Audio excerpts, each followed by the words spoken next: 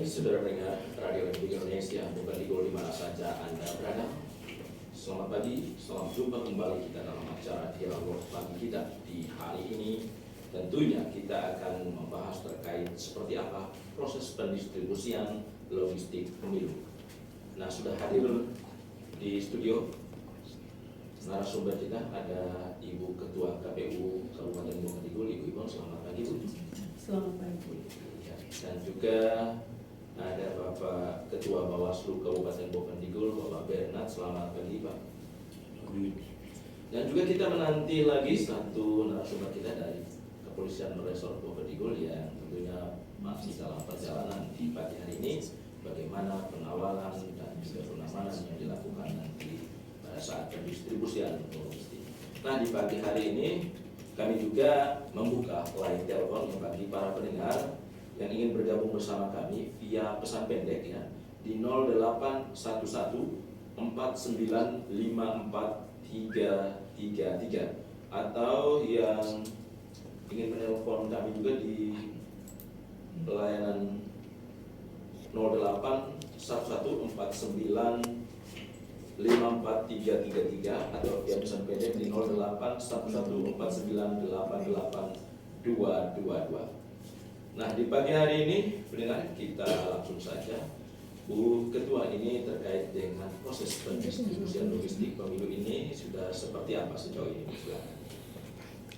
Terkait dengan logistik saat ini sudah dilakukan distribusi selama mulai dari tanggal 9 itu sudah dilakukan distribusi ke daerah yang menggunakan transportasi udara, yaitu Yeni Rumah, Kombai, dan juga Boma serta Profi.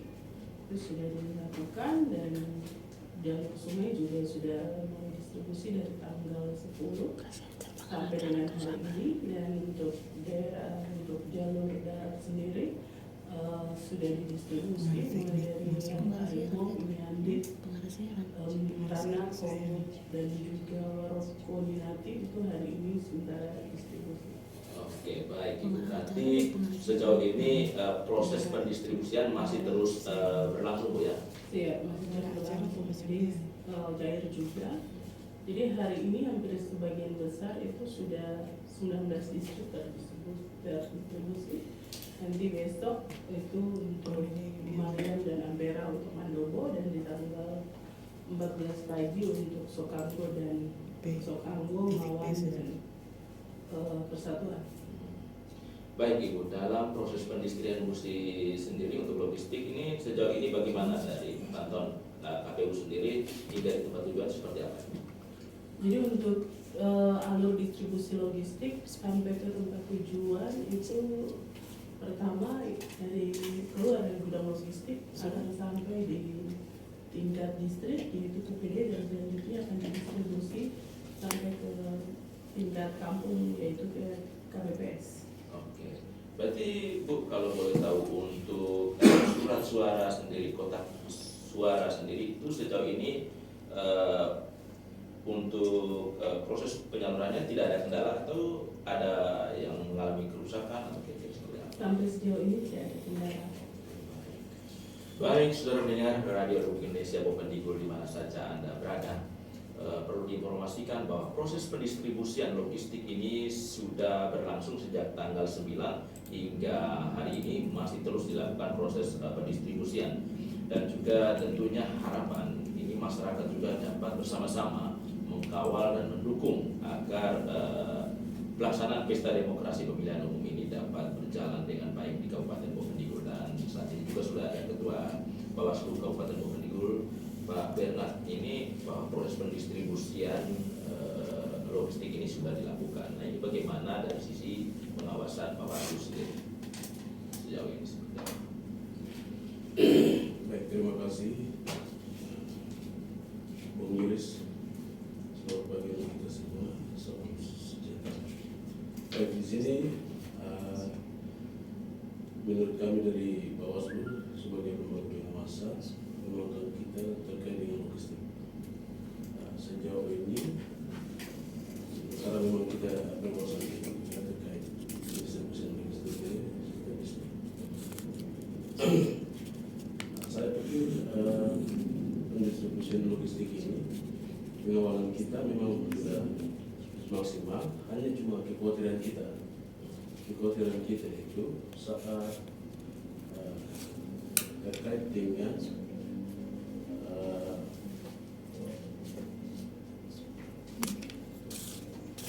label atau segel itu, label atau segel. Ini kan menurut kami ini mudah untuk bisa dimanipulasi atau mudah untuk yang punya kepentingan bisa bermain di situ. Jadi itu keraguan kita di situ, sehingga kami sudah sampaikan menginformasikan kepada kita punya pengawas distrik dan pengawas TPS untuk pastikan hal itu. Jangan sampai ada terjadi hal seperti itu.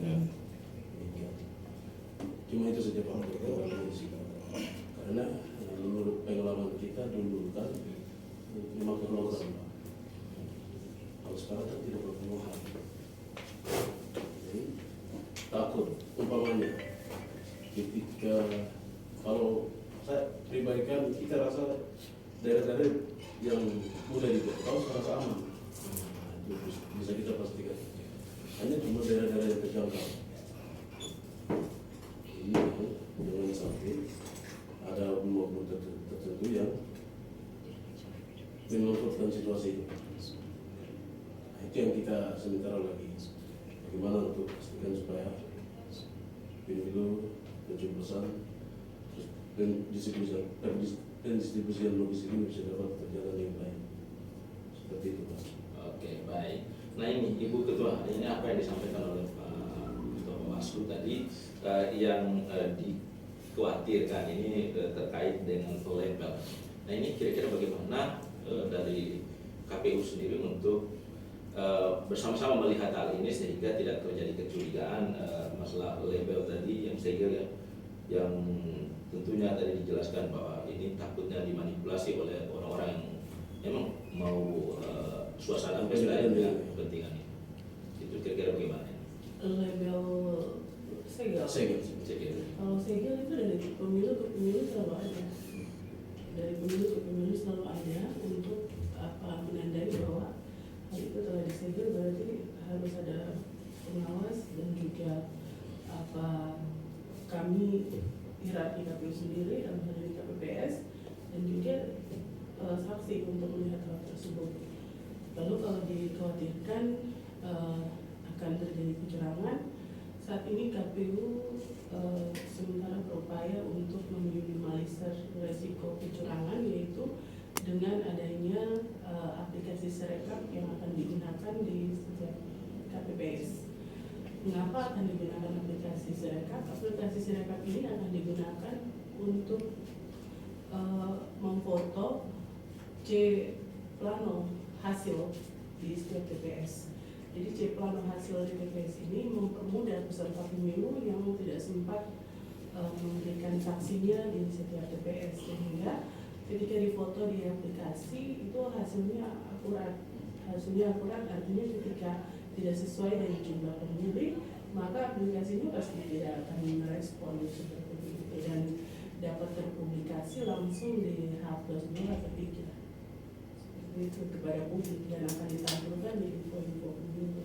Oke, berarti pada prinsipnya para KPPS ini sudah diberikan pemahaman tentang penggunaan aplikasi Sirekap sendiri, Bu ya? Sudah kami lakukan bimtek dan terus sudah dilakukan uji coba selama 14 hari terakhir. Oke, nah ini Pak Bawaslu, bahwa sudah dijelaskan oleh KPU sendiri bahwa para petugas KPPS ini sudah diberikan pelatihan yang baik melalui aplikasi juga Sirekap tadi ini. Kira-kira seperti apa nih dari Bawaslu sendiri? Baik, terima kasih. Terkait dengan penyampaian dari Ketua, saya rasa itu sudah lebih jelas. Nanti kita kan mungkin akan sampaikan juga kepada kita punya rekan-rekan di bawah untuk pastikan itu yang tadi saya sampaikan itu cuma antisipasi kita juga. Oke, baik. Saudara pendengar Radio Republik Indonesia, Boven Digul di mana saja Anda berada. Sekali lagi kami mengajak pendengar ya untuk berpartisipasi atau memberikan usul, saran, masukan juga. Di pagi hari ini kami membuka layanan telepon kami di 0811 4954 333 atau via pesan pendek di 0811 4988 222. Ya, ini terkait dengan pendistribusian logistik pemilu. Nah, Ibu Ketua, kalau kita melihat ya bahwa medan kita ini cukup susah dan ya sudah tahu ya dengan cuaca kondisi yang saat ini terjadi. Nah, ini bagaimana untuk pendampingan nanti pada saat pelaksanaan, khususnya wilayah-wilayah yang memang harus dipikul, ini bagaimana ini sejauh ini persiapan? Terkait dengan hal itu, tadi saya sudah sampaikan bahwa teknik alur distribusi, mengapa kami estimasi waktunya itu di tanggal 9 dari jauh-jauh hari, artinya H-5, H-4 itu untuk distrik jauh itu sudah kami antisipasi dan sudah memperhitungkan terkait dengan kendala-kendala tersebut. Jadi sebelum kami tetapkan titik, sebelum kami siapkan jadwal distribusi, kami sudah buat skema terlebih dahulu. Kami telah buat skema alur distribusi. Sebelum kami tetapkan, dibuat dalam SKA distribusi, kami sudah undang stakeholder. Dalam hal ini TNI Polri, pemerintah daerah, dan juga ada beberapa kepala distrik yang kami laksanakan waktu itu di Warung Berdua, itu kalau tidak salah tanggal 6.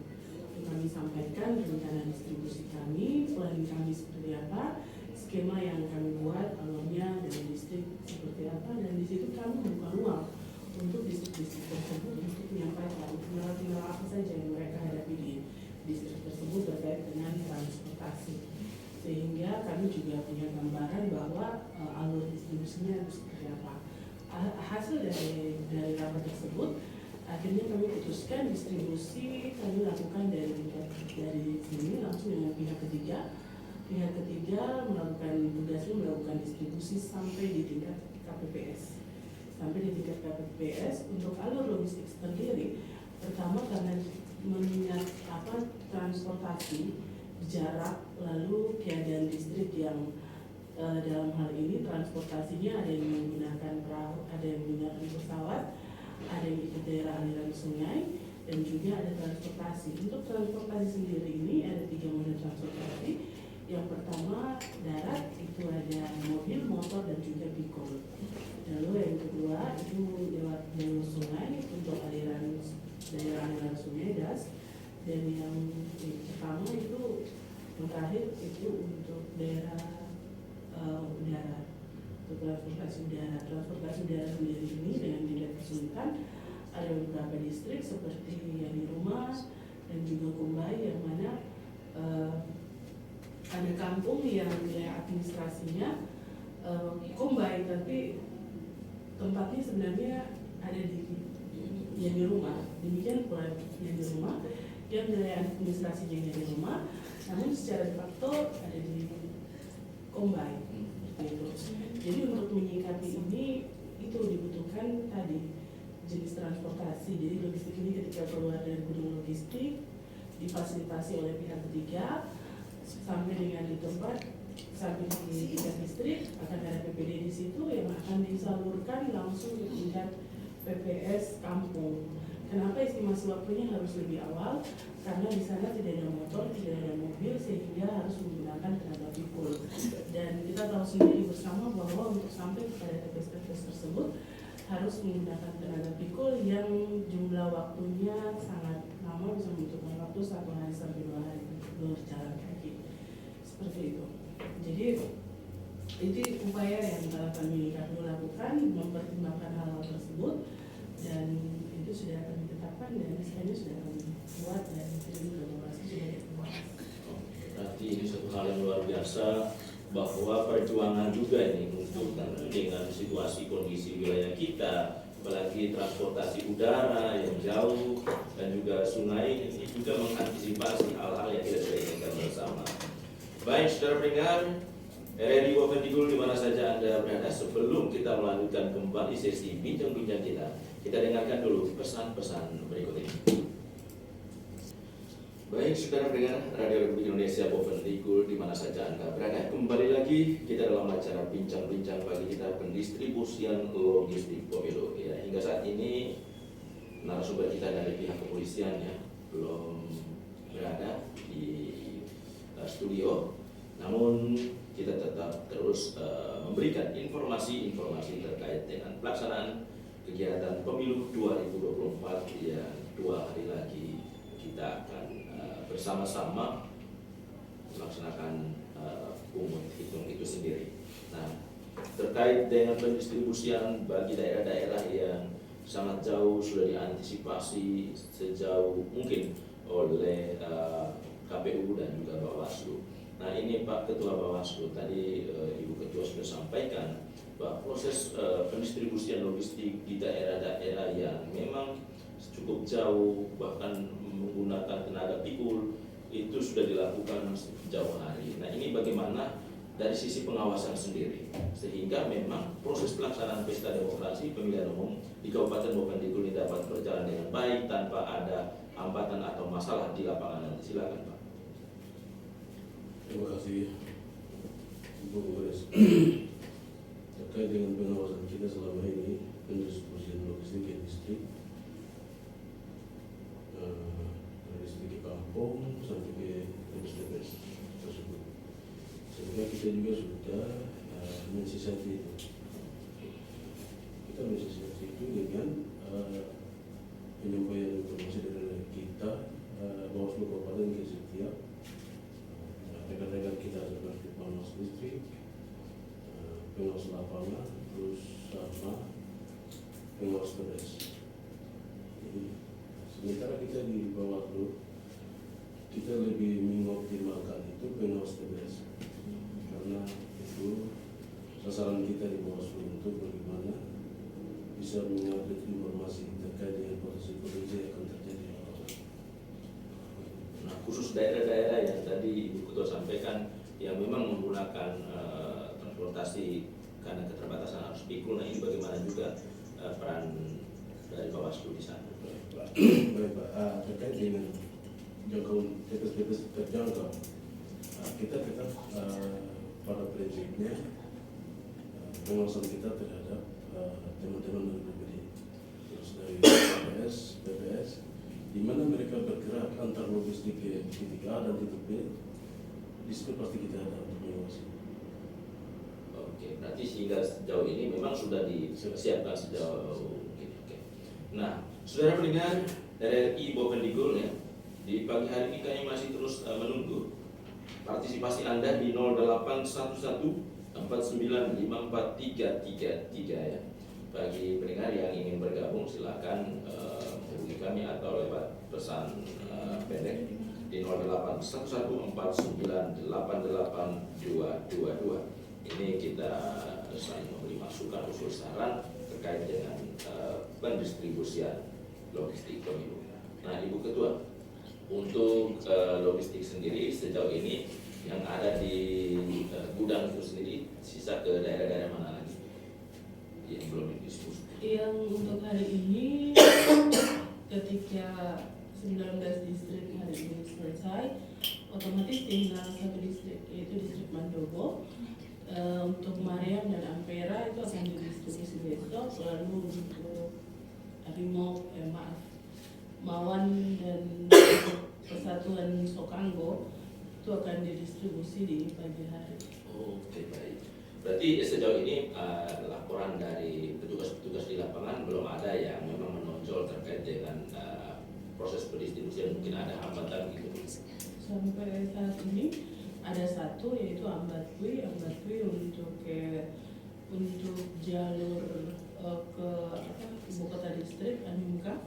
Itu kemarin saat distribusi sopirnya sakit sehingga mereka kembali, dan hari ini direncanakan hari ini sudah didistribusi lagi kembali, itu ikut jalur distrik Harimau, sehingga menurut mereka dengan mobil saja langsung sampai di Anungka begitu.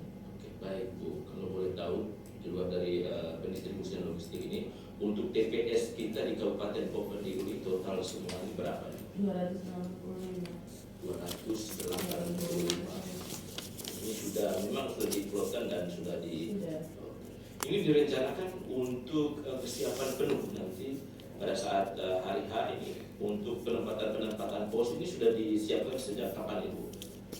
Sebelum hari H pelaksanaan pungut itu. Pos untuk tempat-tempat pencoblosan. TPS. Ya, TPS. Terkait untuk TPS sendiri itu kami sudah sampaikan untuk badan atau kami di tingkat KPPS untuk persiapan pembuatan KPPS itu sudah H-3.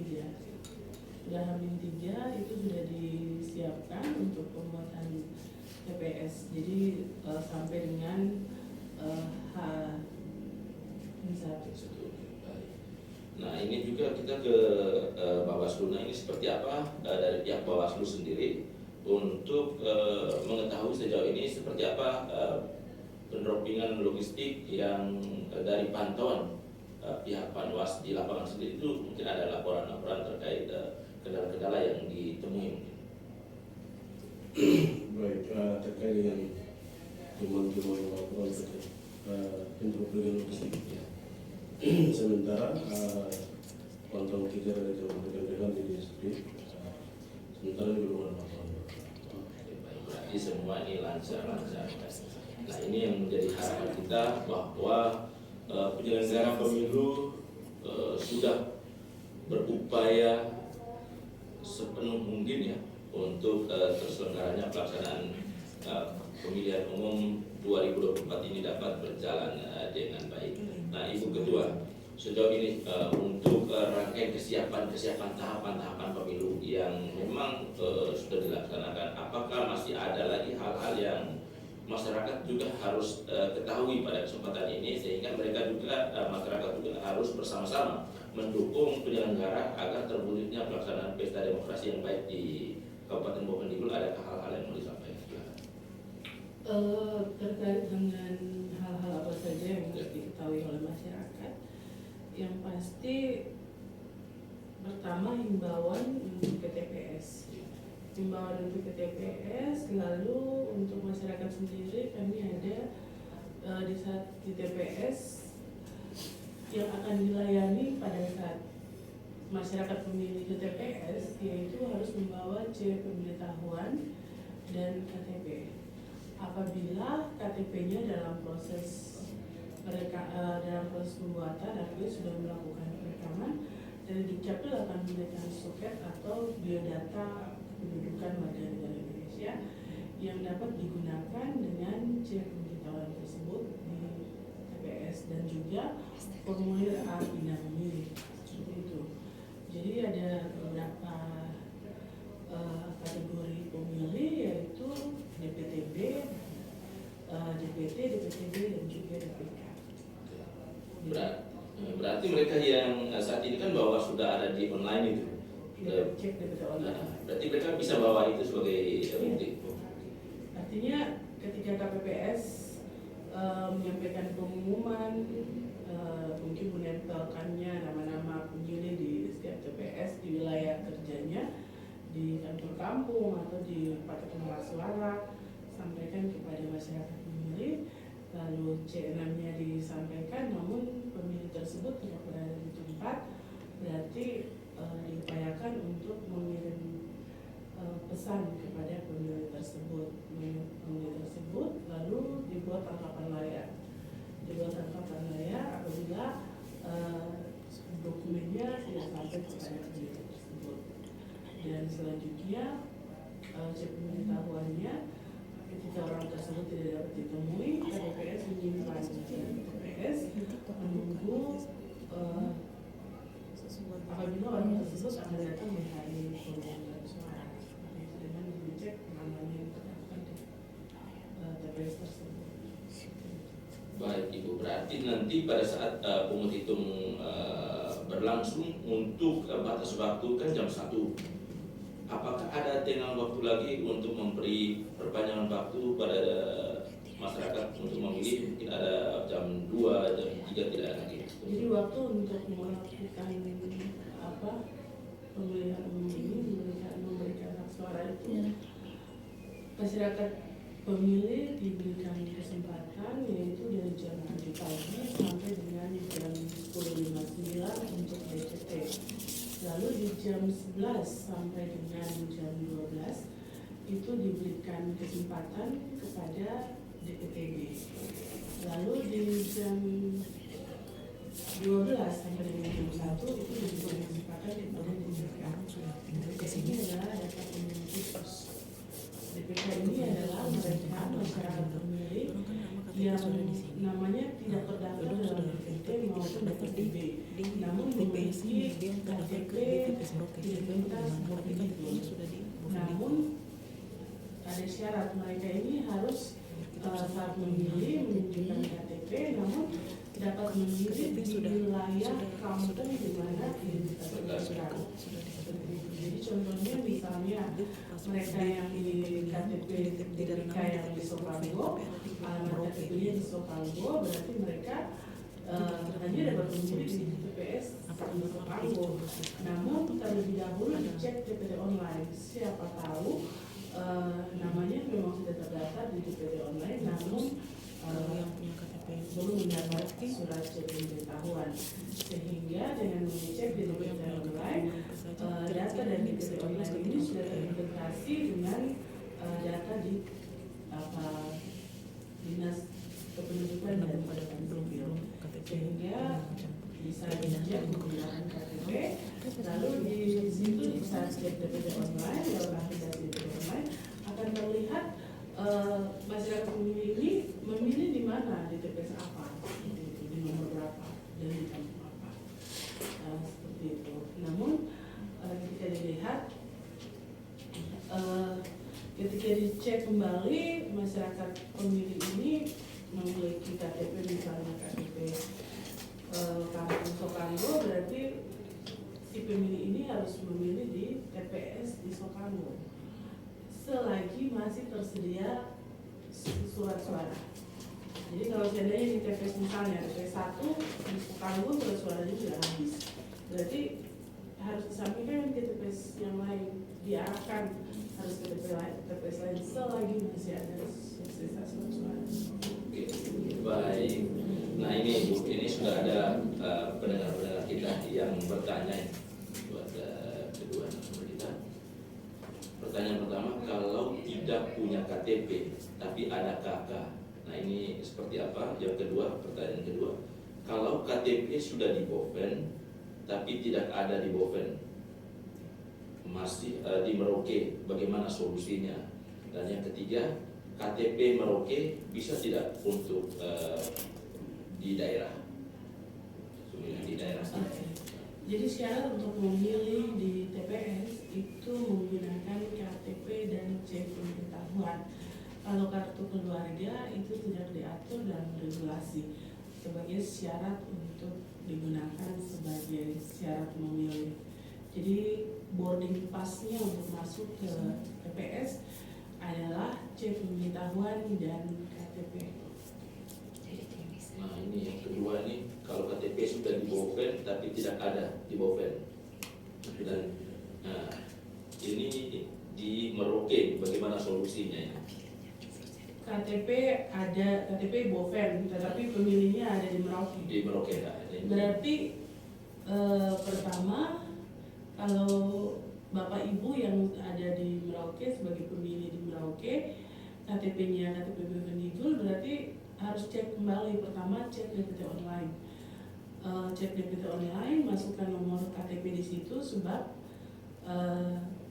data dari DPT online ini sudah terintegrasi dengan kependudukan dan catatan sipil, sehingga di situ ketika cek data DPT online akan terlihat orang tersebut akan memilih di daerah mana. Kalau KTP-nya Bevendigul, bisa dilihat Bevendigul di sini apa, lalu kampung apa, dan nomor TPS-nya nomor TPS berapa, seperti itu.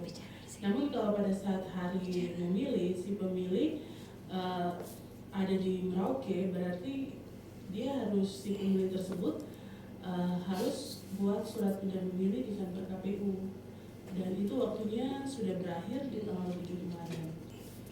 Seperti itu. Berarti sama seperti yang pertanyaan nomor 3 ini, KTP Merauke bisa tidak pilih di Boven? KTP Merauke berarti apa KTP Merauke dan bisa di sini dia bisa memilih di sini, namun hanya bisa dapat satu surat suara saja. Oh, satu suara. Berarti suara apa itu?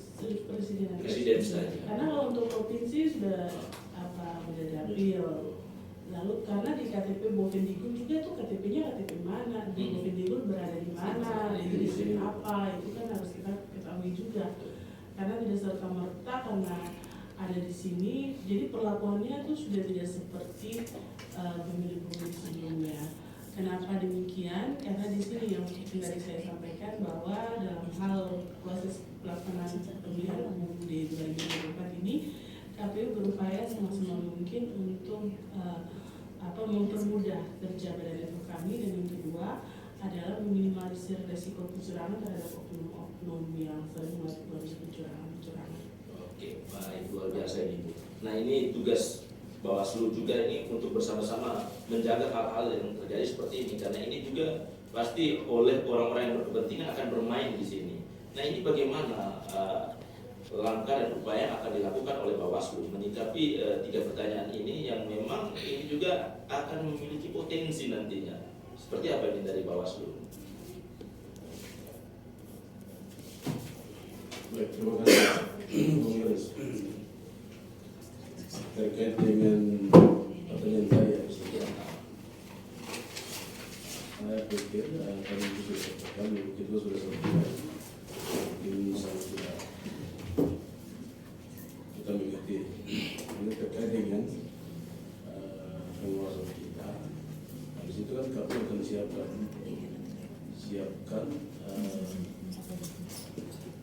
form. Iya, form itu akan disiapkan di KPP sendiri. Di situ akan terbaca begitu bisa akan KTP atau suke. Iya, betul. Di situ, jadi kemarin kita sudah komunikasi juga dengan KPU bagaimana untuk pastikan hal ini. Nah, contoh seperti KTP Boven tapi DPT-nya di Merauke.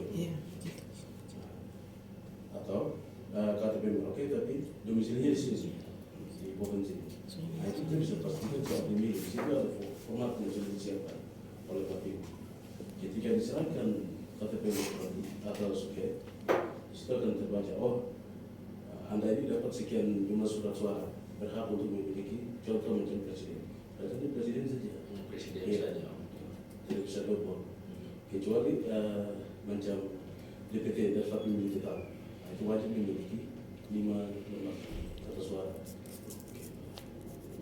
Baik, saudara pendengar, ya tentunya semoga di pagi hari ini dengan adanya penjelasan dari penyelenggara kita akan lebih memahami dan tidak membuat suatu hal yang menjadi permasalahan nanti, bahwa nanti pada saat pemilihan bagi mereka yang tidak domisili atau yang dari Merauke mencoblos di sini hanya dapat 1 surat suara saja, yakni surat suara untuk pemilihan presiden.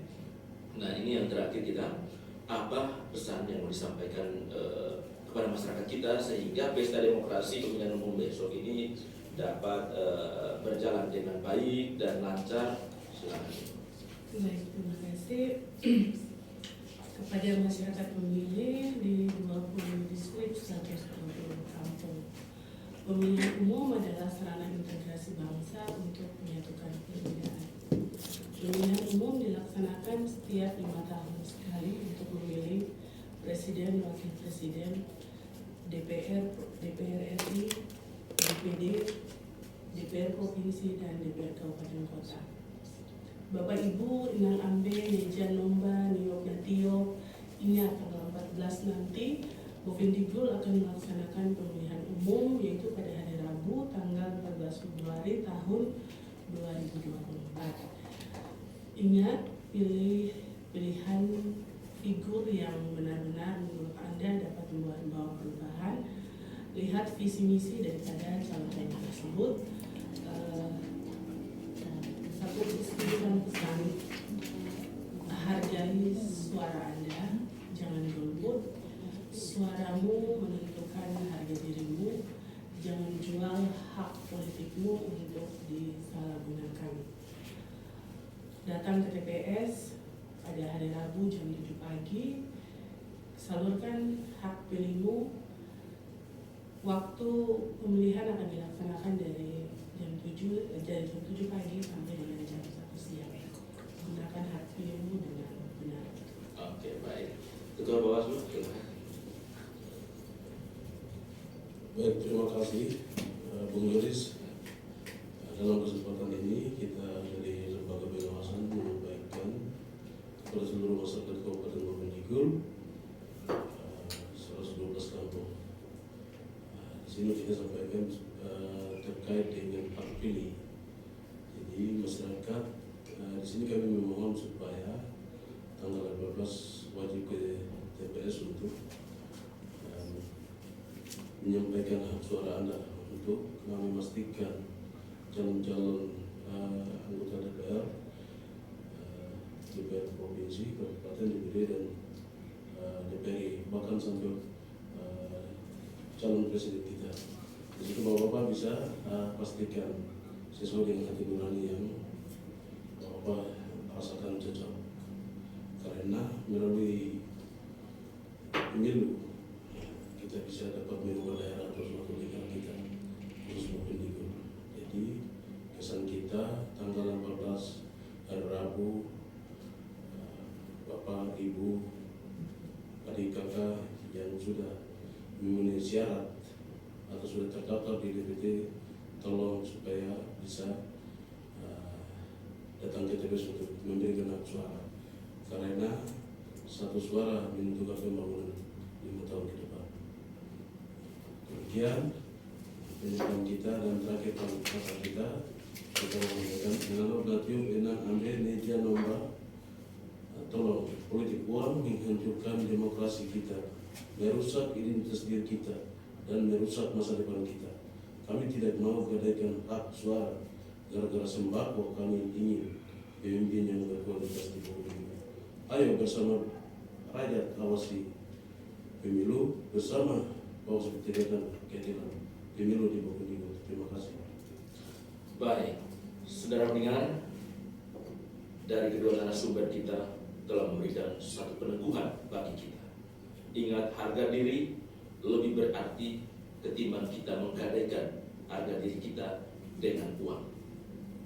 Datang, coblos sesuai hati nurani pada tanggal 14 Februari. Ingat, satu suara menentukan pembangunan dan masa depan daerah kita.